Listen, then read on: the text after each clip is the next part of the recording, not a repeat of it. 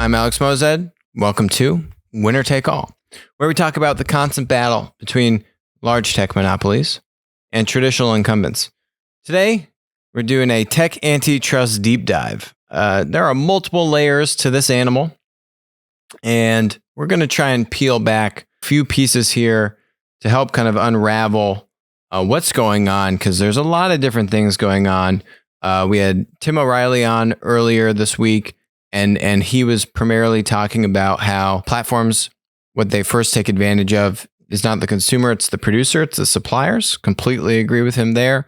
We spoke a lot about Amazon taking advantage of sellers, and Google search similarly taking advantage of different websites.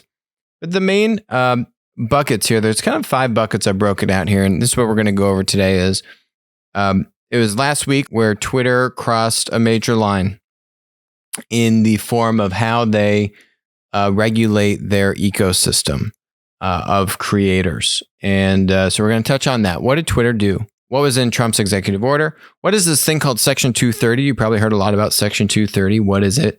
And let's figure out what it is and why it's important. What actions have the platforms done? What are their mechanisms to actually regulate their supply, their content creators, particularly on these content platforms? This is Twitter, Facebook/Instagram, and YouTube, owned by Google. And lastly, what does this all mean for these large content platform tech monopolies, namely these 3 dominant content companies: Twitter, Facebook/Instagram, and YouTube. So let's dive in, right? Let's look at Twitter. May 26th, Trump tweeted these 2 tweets about mail-in ballots will carry with them fraud. Twitter added this little, information icon here underneath the tweet. So effectively modifying the content created by the producer, in this case, the president. They added this. If you click on this information button, it will bring you to articles from, I believe, like the Washington Post, CNN, and maybe one other media publication. This is what Twitter did.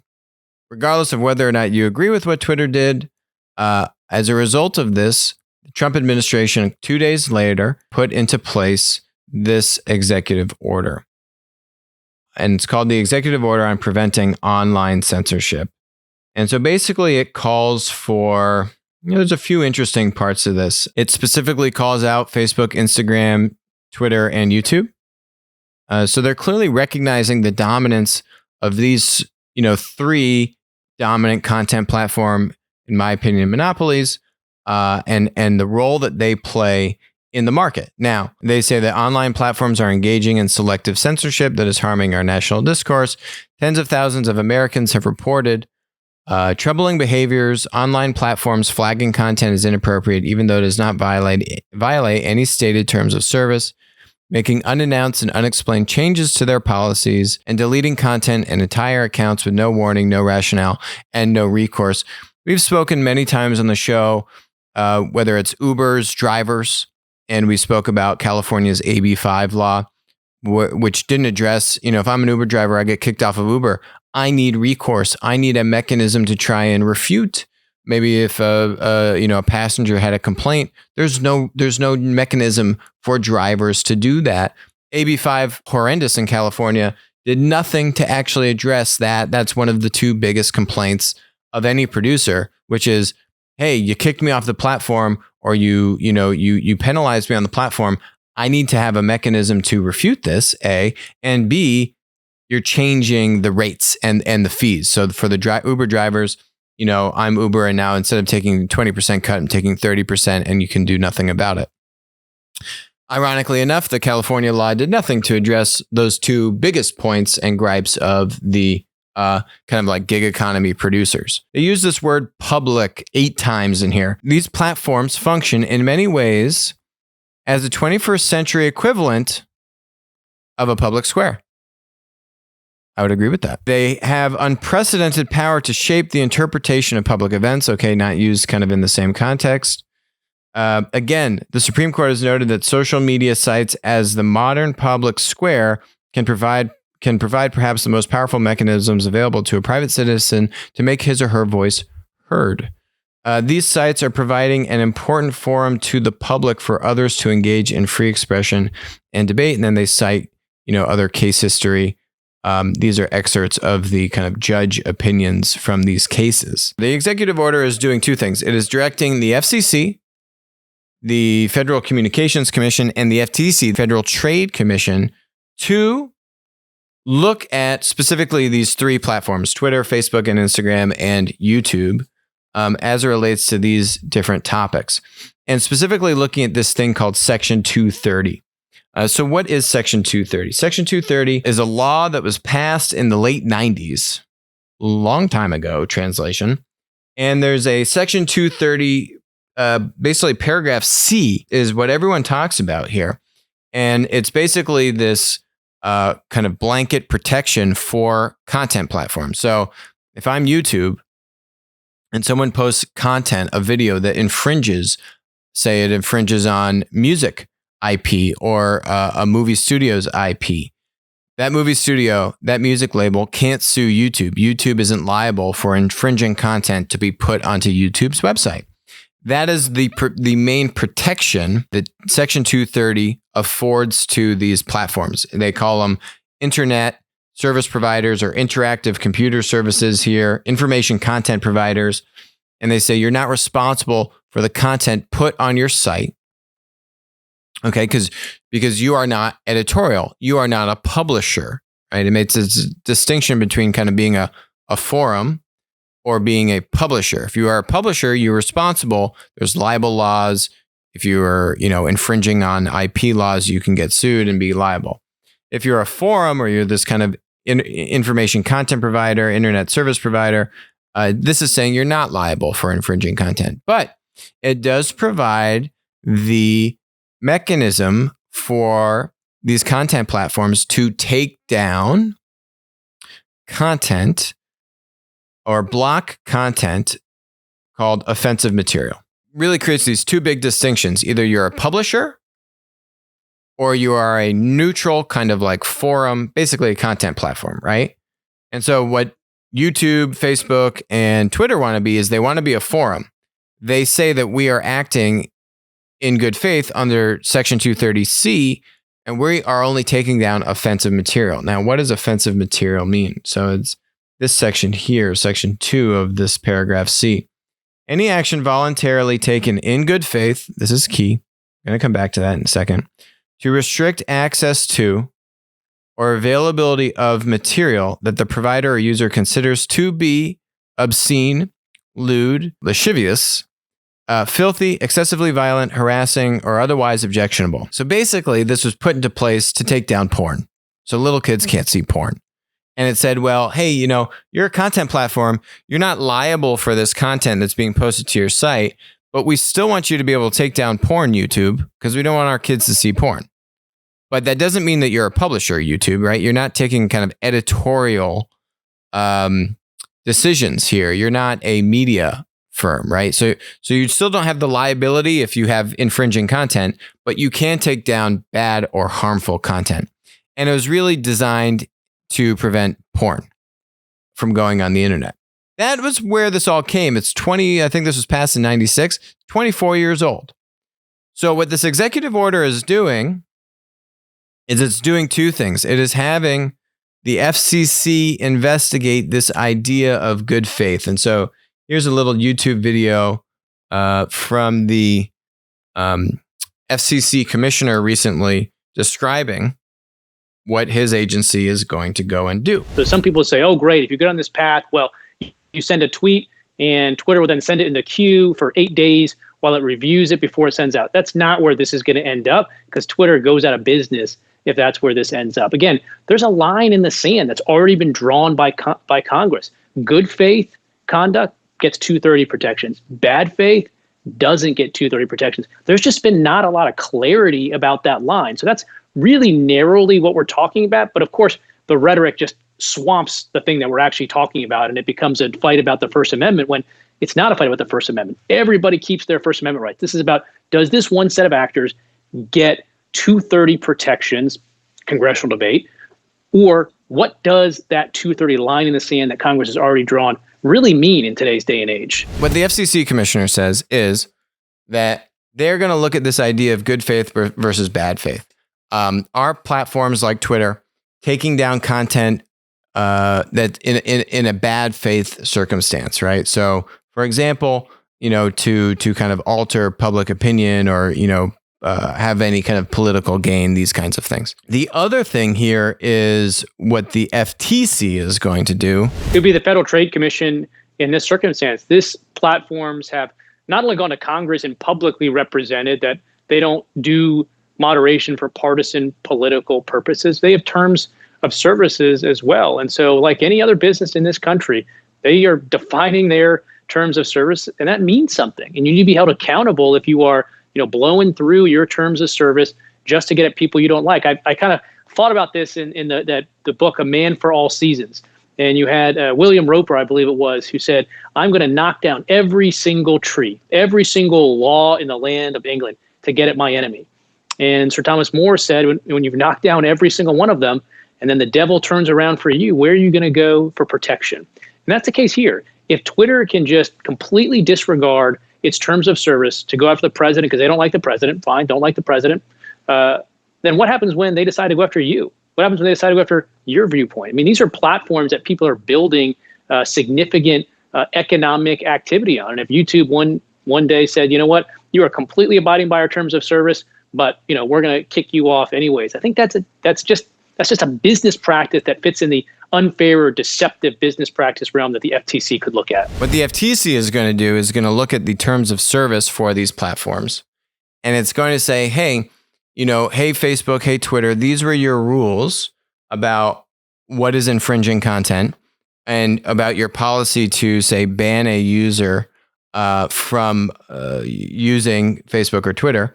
And did you violate these rules? And if you did, then the FTC can, impose penalties. So the FCC is looking at this question of really what is appropriate content to take down, or what is appropriate content to regulate or to take action on.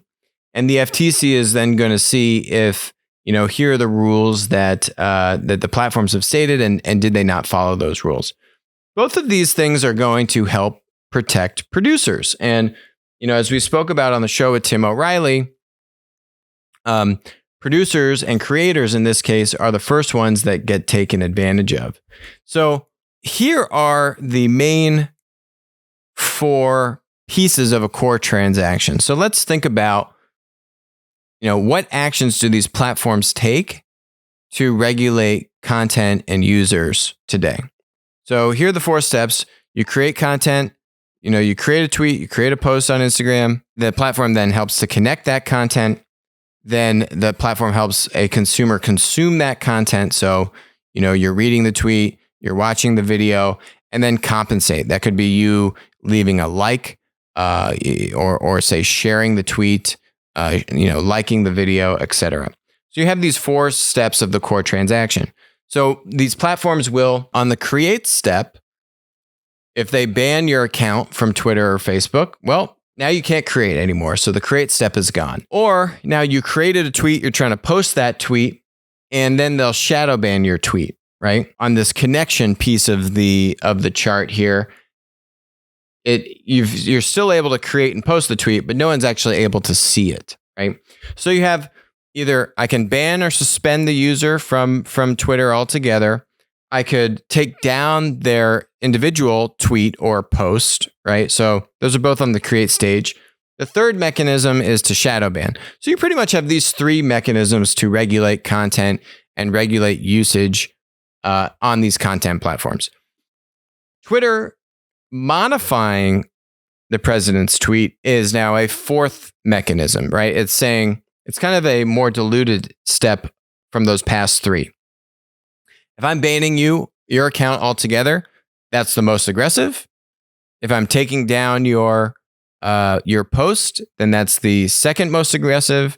If I am shadow banning your post, I guess that's the third most aggressive. And then the 4th one here is I still let people see it, but now it has this info button that basically says, you're fake news and this tweet is incorrect. And, here's the real opinions, right? And so what we've already seen, take out that fourth mechanism. What we've seen on just those three existing mechanisms is we have seen a big issue in striking a fair, or let's say a good faith balance. So let's look at this, right?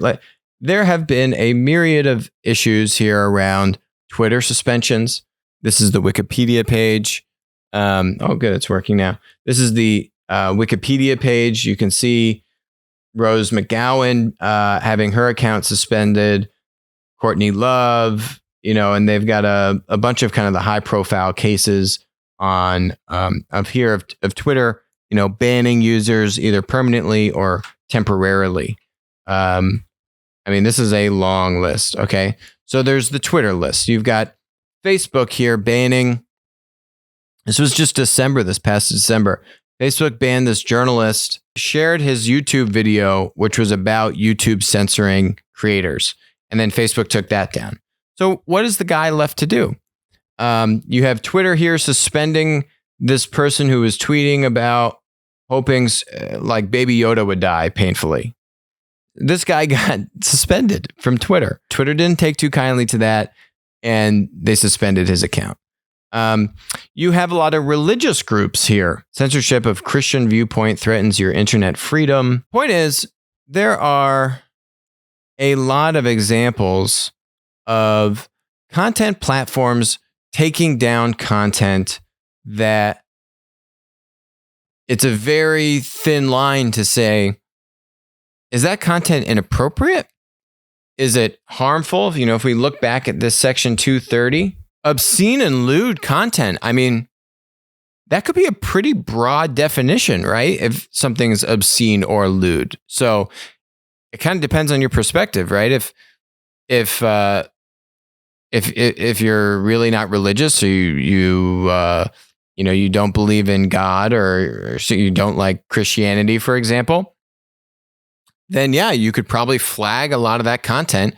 If you've got an army of, say, Twitter trolls like the Chinese government does, and the Chinese government then sends this massive army of Twitter trolls to flag content that is demeaning towards the Chinese Communist Party, and then that content gets taken down, it's well documented, it works very well for them, then, what you're seeing is these platforms take down this content, and they're hopefully doing it in good faith, right? They're hopefully doing it to try and keep a prosperous ecosystem that people like to, they're not offended from, and they keep coming back to use the service.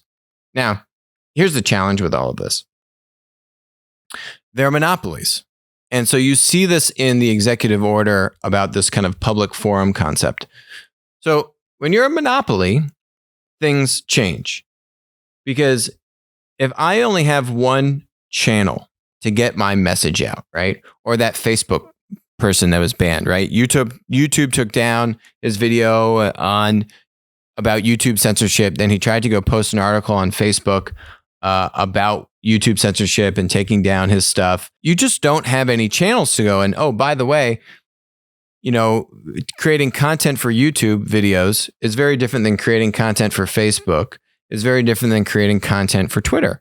So especially if you have a business or you have a huge following, right? The type of content or the product, the inventory you're creating for each one of these platforms doesn't translate one-to-one from Twitter to Facebook to YouTube. These are very different content formats, which means it's effectively a different business, or it's effectively a different product that the creators are creating to give to the platform for free. And the argument that these are private businesses makes perfect sense. That, you know what, if they have a terms of service, you violate the terms of service, they can take down your content, they can ban you, and so on and so forth. That makes perfect sense. I'm all about democracy and capitalism, more than anyone, or just as much as anyone. But it changes when you are the only channel, when you are essentially the only public forum to make your voice heard, which is some of what the executive order spoke to. And why that matters is you now need to err on the side of restraint if you are the platform and trying to interpret Section 230. And you say, this might be considered obscene or lewd or excessively violent or harassing.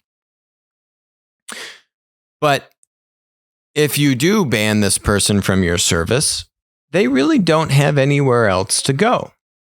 And that's what really changes the dynamic here. So we'll see if the FCC and the FTC are able to make the leap around considering these things monopolies. I think the FCC commissioner, the FTC commissioner, both do think that these platforms are monopolies. I don't think they've been able to make the legal case that they are monopolies. Now, that doesn't mean that they're going to come out and start breaking up Facebook and Twitter and YouTube and all these kinds of things.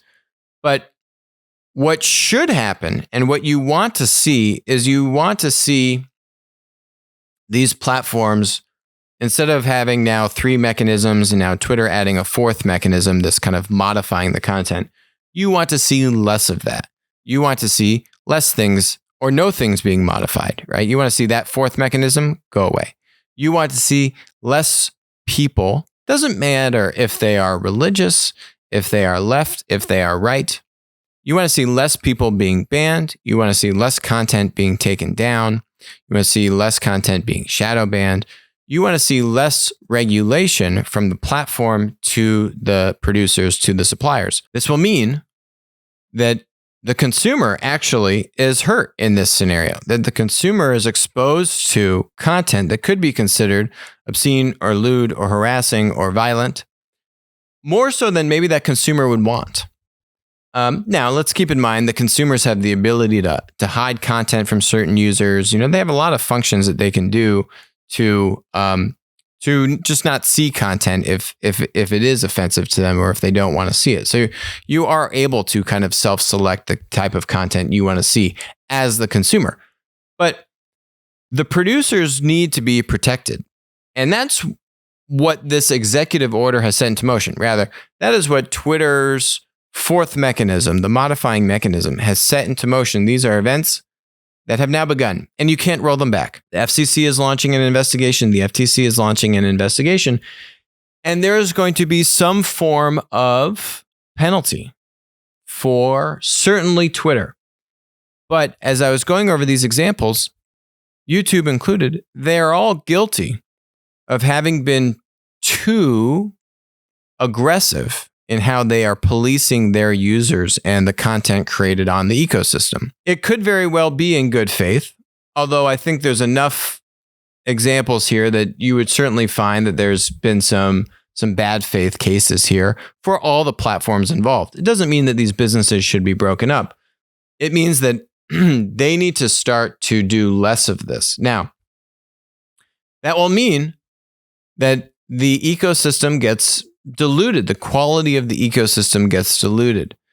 And that's okay. Why is that okay? Because if we think back to what we want to see in capitalist markets, we want to see competition. And right now, there is no competition. Twitter doesn't have a competitor. Facebook and Instagram, they try and say TikTok is a competitor. Okay. YouTube doesn't have a competitor. Vimeo tried to compete. Now Vimeo has completely pivoted away. These are content monopolies in their respective content format, right? They're just think of it as its own media format. There's one major connector in that content format. They don't have, there isn't a number 2 Twitter. There isn't a number 2 Instagram. Look at what they've done to Snapchat. There isn't a number 2 YouTube. If anything, I'd say Facebook and Instagram probably have the most relative competition between somewhat of a Snapchat and somewhat of a TikTok. YouTube and Twitter certainly having little to none competition, right? Where else are you going to go? And the point is nowhere. You're not going anywhere. There's no other content platform that has anywhere near the level of audience that a Twitter, Facebook, Instagram, or YouTube has. Facebook, Instagram being somewhat the exception. Facebook is very interesting here. Zuckerberg has said, we're not going to modify Trump's posts about the mail-in ballot stuff. And Facebook, of the three, has been the one that has tried to do the least amount of policing, at least in the past few weeks. Facebook has a myriad of other examples of people they've kicked off the platform, which I think went too far also. But at least in the past few weeks, you're now seeing Facebook employees quit. These people are quitting their jobs because Zuckerberg won't take action against the president of the United States. Facebook posts about the potential for there being fraud with mail-in ballots. Okay? It's bonkers. It's frankly bonkers. And I think Zuckerberg is doing the right thing. And that's going to get him points. Guaranteed. When the FCC and the FTC do close the loop on this, it's going to earn Facebook points, and it's going to look pretty bad for Twitter. I think Twitter is being way too aggressive on this, and it's going to come and bite them farther down the road once they complete their investigation. I think Twitter is going to be under a much bigger spotlight, a much bigger magnifying glass, as both of these agencies do conduct their investigations and whatever kind of punitive action they deem appropriate, which there will be something. And then I'm sure the platforms will try to refute it, and eventually they'll settle, as we saw the Facebook $3 billion settlement with the FTC in 2019. But the point is, this is the beginning of a new phase of the FTC and the FCC actively monitoring the activities of content platforms and what they do to police their users. And you know what? If there is more potentially offensive content on the platform, good. It's a good thing. That's what this country is about. Freedom of speech. You won't agree with everyone's opinion, but at least you will have everyone's opinion. And right now, what we're trying to do is have these platforms act as if they are the single arbiter of truth, and that they are going to be able to figure out what is true and what isn't, and what is appropriate and what isn't. And the point is, that's not what they're supposed to do. If there's something extremely offensive and extremely harmful, then yes, they should take action. And that mechanism is still there. Now, I'll give the platforms the benefit of the doubt in the sense that the government has not waded into these waters and provided guidance about what is inappropriate and what is appropriate content to take down. Just like if I yell fire in a movie theater and there is no fire, I can get in trouble for that. I can go to jail because I'm falsely inciting fear and panic into the public. And there has been a public discourse around that, and there's been precedent, and it's been tried in the court system. And that is now just kind of a known behavior. You can't just erroneously yell fire if there is no fire. That's a problem. Same kind of idea here. We have never had public guidance from the government, and I think you're going to get that. And I think you're going to see some punitive action come down on one or all of these platforms to varying degrees, Twitter being probably the one with the biggest target on its back.